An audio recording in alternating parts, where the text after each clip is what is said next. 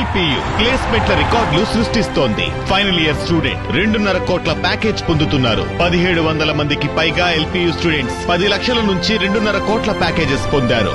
విద్యా విప్లవం ప్రారంభమైంది లవ్లీ ప్రొఫెషనల్ యూనివర్సిటీలో. రైతుల దెబ్బకు చంద్రబాబు మైండ్ బ్లాంక్ అయిపోతోంది. రాజధాని విస్తరణ పేరుతో భూ సమీకరణకు చంద్రబాబు చకచకా పావులు కదుపుతున్నారు. చంద్రబాబు ఎంత స్పీడ్గా పావులు కదుపుతున్నారో రైతులు కూడా అంతే స్పీడ్గా రియాక్ట్ అవుతున్నారు. భూముల కోసమైతే తమ గ్రామాలకు రావద్దని తెగేసి చెప్తున్నారు. ఒకసారి మోసపోయింది చాలు, పదే పదే మోసపోలేమంటూ అధికారుల్ని వెనక్కి పంపిస్తున్నారు అమరావతి గ్రామాల ప్రజలు. 2014లో చంద్రబాబు అధికారంలోకి రాగానే తుళ్లూరు, తాడేపల్లి, మంగళగిరి మండలాల్లో 29 గ్రామాల్లో రాజధాని పేరుతో రైతుల నుంచి 36,000 ఎకరాలకు పైగా భూమిని బలవంతంగా లాక్కున్నారు. భూములిచ్చిన రైతులకు 3 ఏళ్లలో అంతర్జాతీయ స్థాయిలో అభివృద్ధి చేసిన ప్లాట్లను తిరిగిస్తామని అలా చేతిలో గ్రాఫిక్స్ అమరావతిని చూపించారు. అలా రైతుల నుంచి తీసుకున్న భూమితో పాటు ప్రభుత్వ భూమి కలుపుకొని 53,000 ఎకరాలకు పైగా ప్రభుత్వం చేతిలో ఉంది. అయితే ఇప్పుడు చంద్రబాబు అధికారంలోకి వచ్చిన తర్వాత మరో 47,000 ఎకరాలకు పైగా భూమిని సమీకరించాలి అని నిర్ణయించారు.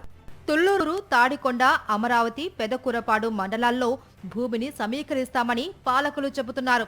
పెదకూరపాడు ఎమ్మెల్యే భాష్యం ప్రవీణ్ అయితే ఇప్పటికే తన నియోజకవర్గంలోని కొన్ని గ్రామాల్లో అనధికారికంగా గ్రామ సభలు నిర్వహించి రాజధాని విస్తరణకు భూములు ఇవ్వాల్సిందే, లేకపోతే పరిణామాలు వేరేలా ఉంటాయని బెదిరిస్తున్నారు. మరికొన్ని గ్రామాల్లో అధికారులే మీ భూములను రాజధాని విస్తరణకు తీసుకుంటుంది, పంటలు వేయొద్దు అంటూ కూడా ప్రచారం చేస్తున్నారు. ఈ నేపథ్యంలోనే తుళ్లూరు మండలం హరిశ్చంద్రాపురం, వడ్డమాను, పెదపరిమిలో సిఆర్డీఏ అధికారులతో పాటు ఎమ్మెల్యే తెనాలి శ్రావణ్ కుమార్లు గ్రామ సభలు నిర్వహించారు. ఈ గ్రామ సభల్లో రైతులు, అధికారులు ఎమ్మెల్యేకు చుక్కలు చూపించారు.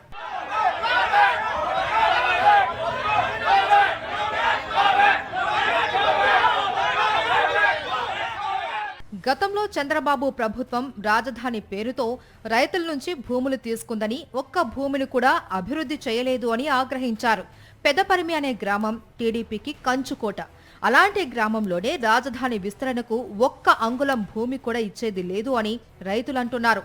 రైతులంతా సంఘటితంగా చేరి రాజధాని విస్తరణ కోసం భూములు ఇవ్వద్దు అంటూ ఊరంతా తిరిగి మైకులో ప్రచారం చేస్తున్నారు. ఇక పొన్నెకల్లు గ్రామ సభలో అయితే రైతుల దెబ్బకు ఎమ్మెల్యేతో పాటు అధికారులు పరారయ్యారు. గ్రామ సభ మొదలైన వెంటనే ఒక్కసారిగా రైతులు, గ్రామస్తులు వేదికను చుట్టుముట్టారు. పొన్నెకల్లు గ్రామ ప్రజలందరూ, రైతులందరూ కూడా ముక్తకంఠంతో గ్రామ సభ జరగకుండా అడ్డుకున్నారు. దీనికి కారణం రైతుల యొక్క ఆవేదన, వాళ్ళ యొక్క ఆలోచనలు, గతంలో జరిగిన అనుభవాలను దృష్టిలో పెట్టుకుని ఈరోజు ఈ గ్రామ సభను బహిష్కరించమని అధికారుల్ని గోబ్యాక్ అనే నినాదాలతో వెనక్కి పంపించడం జరిగింది. మేమైతే పొన్నెకల్లు గ్రామస్తులంగా అందరం కూడా ముక్తఖండంతో ఈ భూ సమీకరణకి వ్యతిరేకంగా ఉన్నామని తెలియజేస్తున్నాం.